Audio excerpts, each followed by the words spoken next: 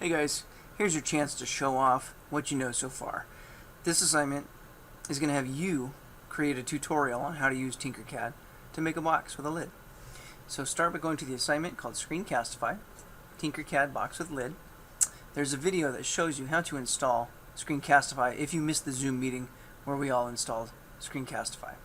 The website is linked right here, so you can just click that. And then what you're going to do is you're going to create a tutorial on how to make a box with TinkerCAD, and you're going to make sure that you use these vocabulary words to show that you actually know how to use the program, including workplane, orbit, zoom, pan, scale, rotate, and translate. Your video must be less than 5 minutes long, and you're going to turn in your video file for credit right here by clicking submit. So let's go ahead and go to TinkerCAD and get started. If you installed Screencastify correctly, you'll see in your Google extensions a little pink arrow with a white camera inside it. So you can click that, and then you can start recording your desktop. If you want to include your webcam, you can. You'll have your face in your video as well. Otherwise, this one's optional. You can turn it off. But you definitely do need your microphone to be on. You'll know your microphone is working if you see this green flashing going up and down. And then you just click record to start your recording. So now you're going to start creating a box with a lid. And I'll go ahead and remind you how to do that. So you can choose a different shape, but for purposes of this tutorial, I'm just going to use a cube. But if you want to use a cylinder, you can. If you want to use a polygon, you can. It's going to be the same principles and the same way to create it. You can go and you can find different shapes. Okay, so I want you to be mindful of how big you're going to be creating.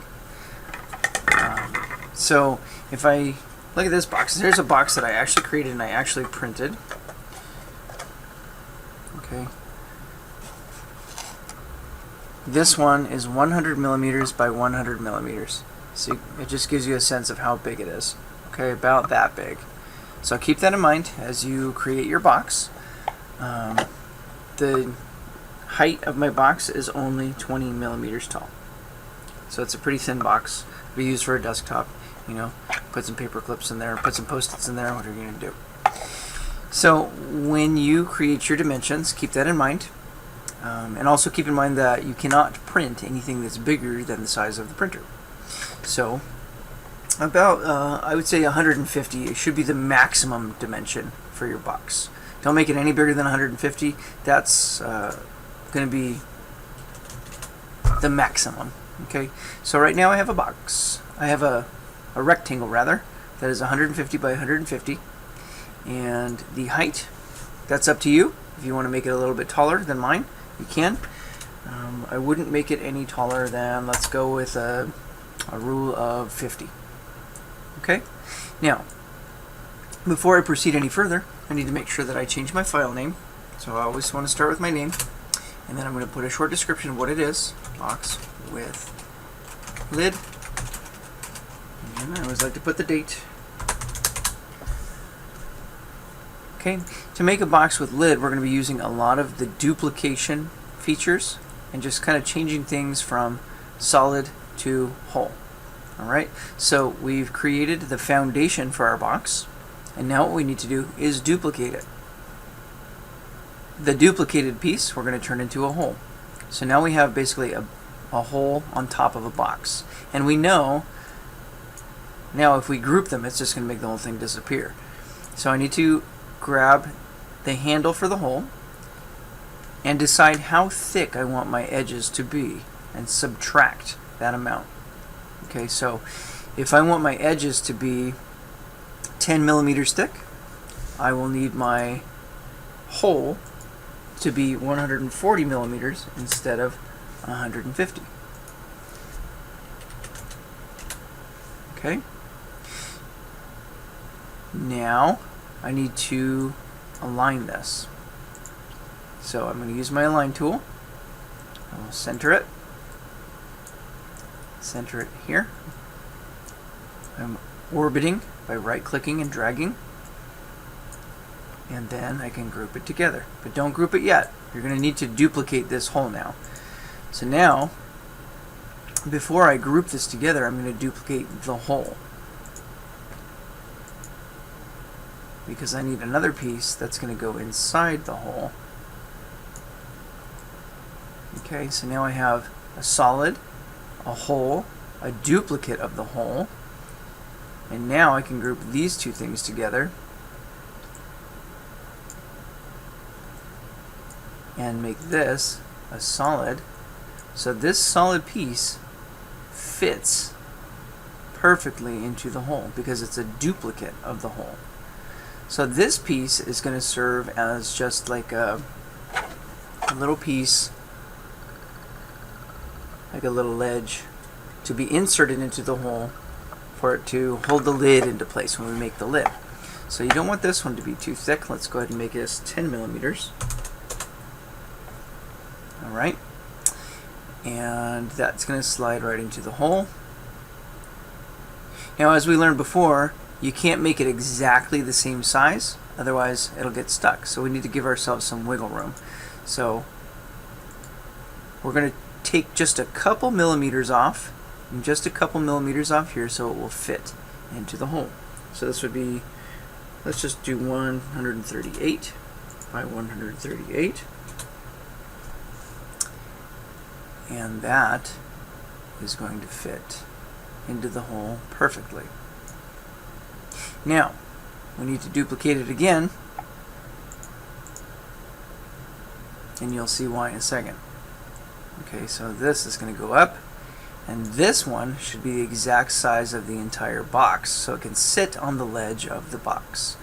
So this one here should be the same size as the box, which is 150. So this should be 150 by 150. And then we need to align these two pieces. So I can click on that one, hold Shift and click on that one, align them together, centered, and you see, now we can group them, and we have a lid that will fit right into the box. And I'll go ahead and see if I can move that around, give you a better view.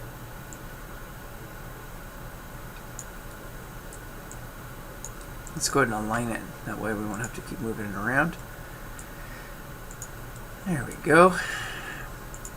Now, if I click on the lid, you'll see it'll go into the box and it will set perfectly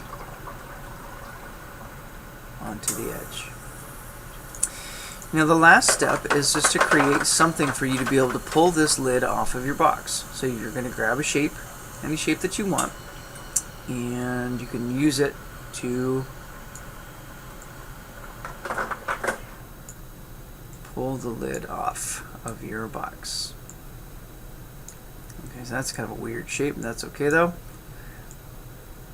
I'll go ahead and slide it in.